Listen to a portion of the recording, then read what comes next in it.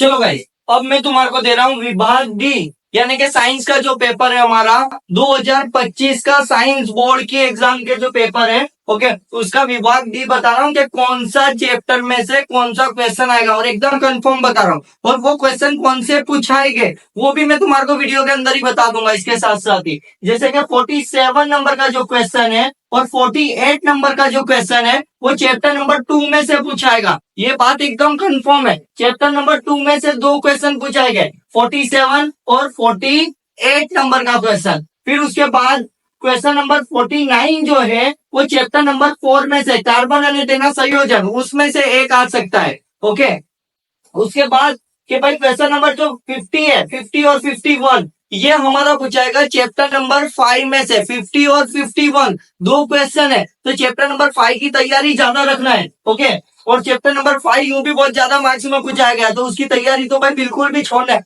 अगर कोई बच्चों को खाली पास होना है तो भाई फर्स्ट चॉइस होनी चाहिए कि भाई चैप्टर नंबर 5 की तैयारी करें। ओके, चैप्टर नंबर 5 में से दो क्वेश्चन है, क्वेश्चन नंबर 50 और 51। ऐसी रीति अगर क्वेश्चन नंबर 52 की बात करूं तो वो चैप्टर नंबर 10 में से मानववाद। ओके, अब ये जो दे रहा हूं ऐसा नहीं है कि खाली क्वेश्चन बता के मैं पीछे हट रहा हूँ, नहीं, साथ साथ में तुम्हारे को इसके क्वेश्चन भी दे रहा हूँ कि भाई ये क्वेश्चन करना है, इसके बाद मैं तुम्हारे को क्वेश्चन बता दे रहा हूँ। चलो, फिर 53, क्वेश्चन नंबर 53 चैप्टर नंबर 12 में से जो विद्युत वाला चैप्टर है हमारा, उसमें से पूछाएगा। और क्वेश्चन नंबर 54 है तो वो हमारा पूछाएगा चैप्टर नंबर 13 में से। बट इसमें भी आप शॉर्ट कर सकते हो, इसमें भी कम कर सकते हो। बोले सर इतना सारे चैप्टर नहीं करते, चल चले रिवीजन का टाइम है, तो मैं बोल रहा हूँ कि भाई इसमें भी तुम कम कर सकते हो। कैसे? कि भाई लिखने कितने हैं? खाली 5 क्वेश्चन लिखना है। लिखने कितने हैं? खाली 5 क्वेश्चन लिखना है। तो कौन से चैप्टर करोगे? तो चैप्टर नंबर 5 कर लो, चैप्टर नंबर 5 कर लो, चैप्टर नंबर 2 कर लो। चैप्टर नंबर 5 हो गया, चैप्टर नंबर 2 हो गया। उसके बाद में क्या तो चैप्टर नंबर 10 ले लो या तो चैप्टर नंबर 13, दोनों में से कोई एक चैप्टर ले लो। 3 चैप्टर ले लो, सेक्शन डी पूरा कंफर्म बोल रहा हूं। इतनी तैयारी कर लो, सेक्शन डी कंप्लीट आ जाएगा, कुछ भी बाहर से नहीं आएगा। ओके, जैसे कि मैंने तुम्हारे को बोला कि भाई सेक्शन डी अभी तक अगर तुमने तैयारी चालू ना करी हो तो मैं बता रहा हूँ इसी रीत कर लो। ओके, आगे वीडियो में मैंने ये चीज बताई कि भाई ये 3 चैप्टर कर लोगे तो पूरा सेक्शन डी आ जाएगा। ओके, तो अब वो 3 चैप्टर में से पहला जो चैप्टर है हमारा चैप्टर नंबर 2, जो कि पास होने के लिए बहुत ज्यादा मोस्ट आईएमपी है। क्यों? क्योंकि सेक्शन डी के पहले 2 सवाल ही पेपर हमारा चैप्टर नंबर 2 में से पूछाएगा। अब वो कौन से सवाल हो सकते हैं? तो पहला सवाल है हमारा पीएच मापकरण, जो हमारी पीएच की स्केल होती है उसके बारे में बताओ। या तो पीएच नु दैनिक जीवन में महत्व समझाओ, पीएच नु दैनिक जीवन में महत्व समझाओ, ये वाला सवाल पूछ सकते हैं। उसके बाद में सोडियम ऑक्साइड ની બનાવટ ગુણધર્મો અને ઉપયોગો લખો। अब ये सोडियम ऑक्साइड कौन से वाला? क्लोर अल्कलिक प्रक्रिया वाला, जो आकृति दौड़ के बताते हैं वो। अब ये मेरी नजर में ये बार है मोस्ट आईएमपी, मैं इसको दे रहा हूं 8 स्टार, पूछाने के चांस सबसे ज्यादा। ओके, उसके बाद में हमारा है विरंजन पाउडर, विरंजन पाउडर ની બનાવટ गुणधर्म અને उपयोग। अब ये विरंजन पाउडर ये भी मोस्ट आईएमपी है, अच्छा है, ये भी 6 स्टार दे रहा हूं इसको, ये भी पूछा सकता है ये बार बोर्ड के अंदर। ओके, फिर है हमारा बेकिंग सोडा ની બનાવટ गुणधर्म અને उपयोग। जितने क्वेश्चन मैंने दिए ही है ये सबके सब मोस्ट आईएमपी है, बट उसमें से मैंने जो स्टार करे वो तो तुम्हारे छोड़े बिना ही जाना है। वो तो कुछ भी हो जाए तुम्हारे उतना पक्का करके जाना है कि नींद में भी उठा के अगर कोई तुम्हारे को पूछ रहा है तो ये तो एकदम क्लियर होना चाहिए। ओके, तो बेकिंग सोडा इसकी बनावट पूछ सकते हैं, उपयोग पूछ सकते हैं, या तो गुणधर्म पूछ सकते हैं। ओके, फिर एक हमारा plaster of Paris, plaster of Paris most most most IMP.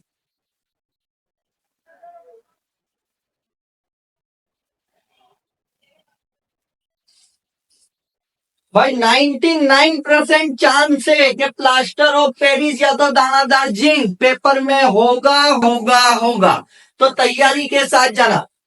अगर आगे पीछे हो भी रहे तो ये 6 क्वेश्चन तुमने जो करा है, जो मैं क्वेश्चन दे रहा हूं, अगर इतना करा है तुमने तो मैं लिख के दे रहा हूं सेक्शन डी तुम्हारा पूरा क्लियर हो जाएगा। ओके, तो चैप्टर नंबर 2 के लिए सिर्फ ये 6 क्वेश्चन करने हैं, और ये 6 क्वेश्चन में से 2 क्वेश्चन बोर्ड के अंदर पूछाएंगे तुम्हारे। ओके, वो 2 में से भी मैंने 3 मोस्ट आईएमपी कर दिया। कौन सा? प्लास्टर ऑफ पेरिस है, सोडियम है, विरंजन पाउडर है। ये 3 तो एकदम पक्के ही करके जाना है, बाकी तो करना ही है, बट ये 3 तो एकदम पक्के करके रखना है। चैप्टर नंबर 4 सेक्शन डी के अंदर इसमें से एक ही क्वेश्चन पूछाता है। वो कौन से नंबर पे पूछाता है? 49 नंबर के क्वेश्चन पे पूछाता है। ओके, अब उसके अंदर मैं 5 क्वेश्चन दे रहा हूँ, 5 में से एक ओके पूछाने के चांस बहुत ज्यादा है। उसके अंदर भी सबसे ज्यादा चांसेस है कोई क्या पूछाने के, तो वो मैं साथ साथ में टिक करवा दे रहा हूँ। जैसे पहला है इथेनोइक एसिड ना रासायनिक गुणधर्मों जनाओ, ये तुम्हारे 49 नंबर के क्वेश्चन पे आ सकता है। दूसरा है अल्कोहल पीना तरीके नुकसानकारक है, मैं इसको 6 स्टार दे रहा हूं। जिसके स्टार जितने ज्यादा उतने ज्यादा चांस है। ओके, तो ये सब तो करके ही जाना है, बट जिसके ऊपर मैं स्टार वगैरह दे रहा हूँ वो ज्यादा तैयारी करके रखना उसकी। ओके, उसके बाद है हाइड्रोकार्बन ना संयोजन ना सूत्रों અને બંધારણ संयोजन सूत्रों અને બંધારણ જણાવો। ओके, ये बार के लिए पूछा सकता है। साबुनी सफाई की प्रक्रिया पर टुकलॉन लखो। साबुनी सफाई और मिशेल रचना एक ही है, दोनों को अलग अलग तरीके से पूछ सकते हैं, बट है वो एक ही question. Most most most IMP, बहुत ज्यादा चांस है पेपर के अंदर मिशेल रचना देखने को मिले। ओके, तो ये तो कर ही लेना। उसके बाद है કાર્બનના કયા બે ગુણધર્મો વધુ સંખ્યામાં કાર્બન સંયોજનો બનાવવાની क्षमता ધરાવે છે? ये भी चैप्टर नंबर 4 का है, ये भी तुम्हारे तैयारी करके जाना है। ओके, अब तुम्हारे सबसे ज्यादा एक ये इथेनोइक कर लो। इथेनोइक को मैं दे रहा हूँ 10 स्टार। एक इथेनोइक एसिड कर लो, और एक साबुनी सफाई वाला। ये 2 को तो इतना पक्का रखो कि भाई रात को भी नींद में से भी पूछे तो तुम्हारे को आने चाहिए, बाकी इसमें से पूछाने की पूरी पूरी संभावना है।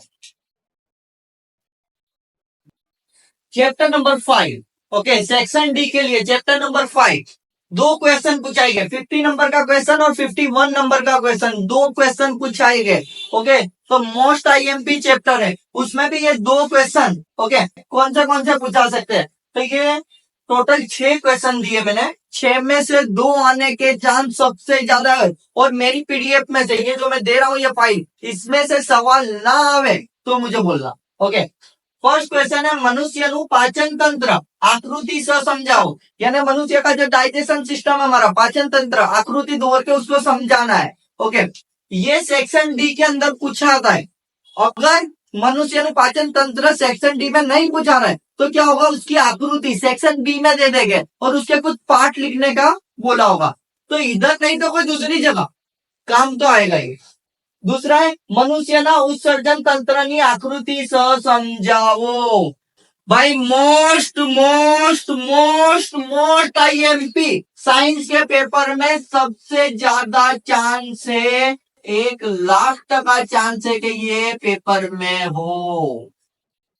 50 नंबर के क्वेश्चन पे उत्सर्जन तंत्र की आकृति दोरी समझाओ, ये क्वेश्चन आने के चांस पूरे पेपर में सबसे ज्यादा है। उसके बाद है हृदय पंप तरीके कार्य करे छे समझाओ। ओके, ह्यूमन हार्ट ओके हमारा जो हार्ट है, दिल है, उसके बारे में पूरी आकृति दौड़ के जो समझाई जाती है वो वाला क्वेश्चन। उसके बाद है मूत्रपिंड नलिका आकृति से समझाओ, ये बार के लिए मैं इसको दे रहा हूं 8 स्टार।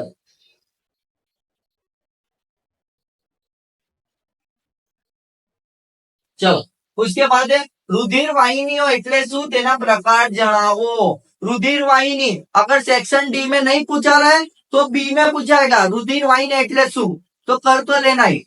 ये जितने सवाल दे रहा हूं वो तो कर ही लेना, साथ साथ में जहां पे मैं टिक मार्क कर रहा हूं वो तो भूले भी ना करो, पहले करके जाओ। ओके, उसके बाद में ऐसा एक क्वेश्चन पूछ सकते हैं जिसमें 2 क्वेश्चन हो ए बी करके, પણ રંગોની આકૃતિ દોરી તેની समझ આપો, वनस्पतियों में वायुओं विनिमय समझाओ, तो ऐसा सवाल आ सकता है।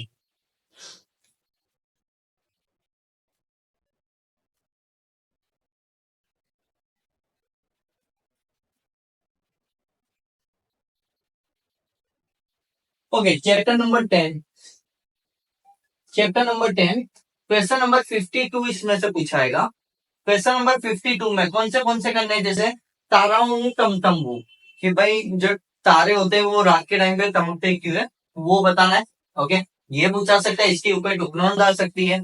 लघु दृष्टिनी खामी कारणों निवारण, या तो गुरु दृष्टिनी खामी कारण निवारण। मोस्ट मोस्ट मोस्ट आईएमपी ये वाला क्वेश्चन है, जिसके अंदर क्या तो लघु दृष्टि पूछे या तो गुरु दृष्टि पूछे।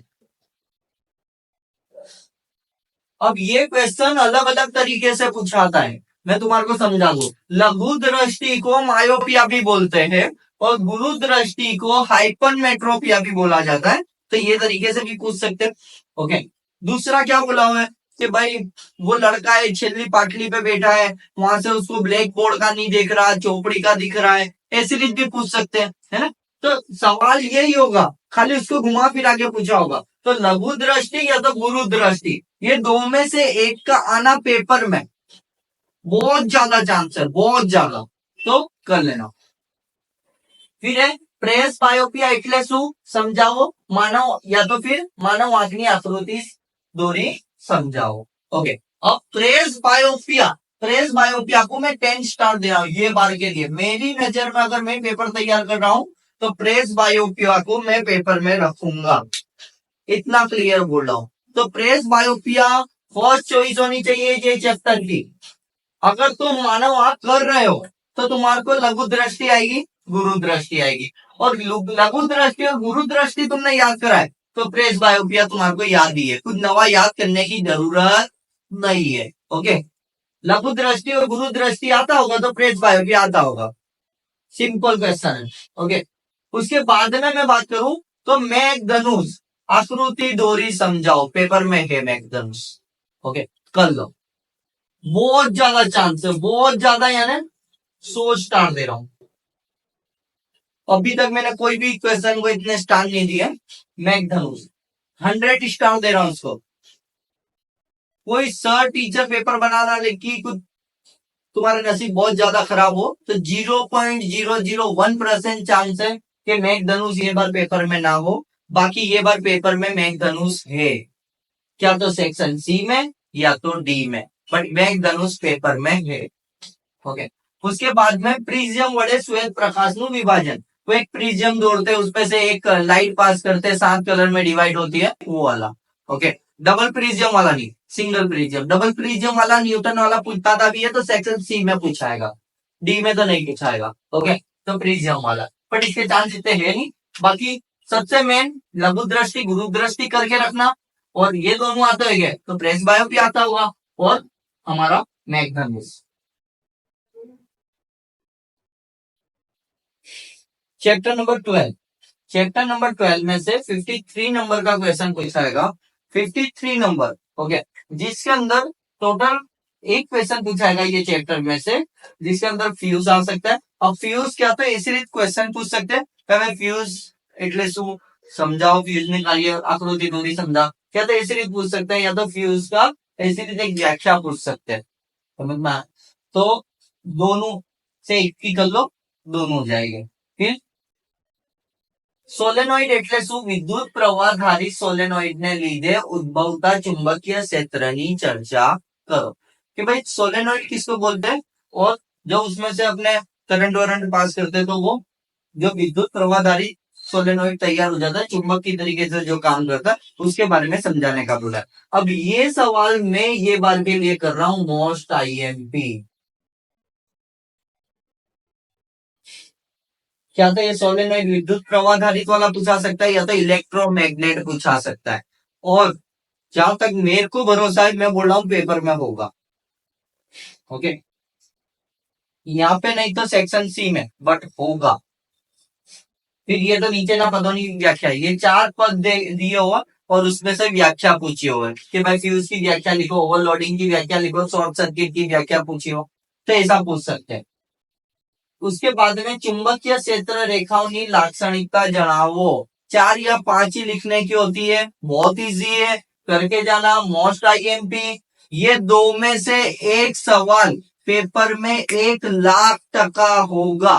ચુંબકીય ક્ષેત્ર રેખાઓની લાક્ષણિકતાઓ જણાવો, या तो ચુંબકીય ક્ષેત્ર રેખા દ્વારા વિદ્યુત પ્રવાહ ધારિત વાહકતા પર લાગતા બળ માટેની પ્રવૃત્તિ વર્ણવો। ये दो में से एक सवाल पेपर में 1,00,000% होगा।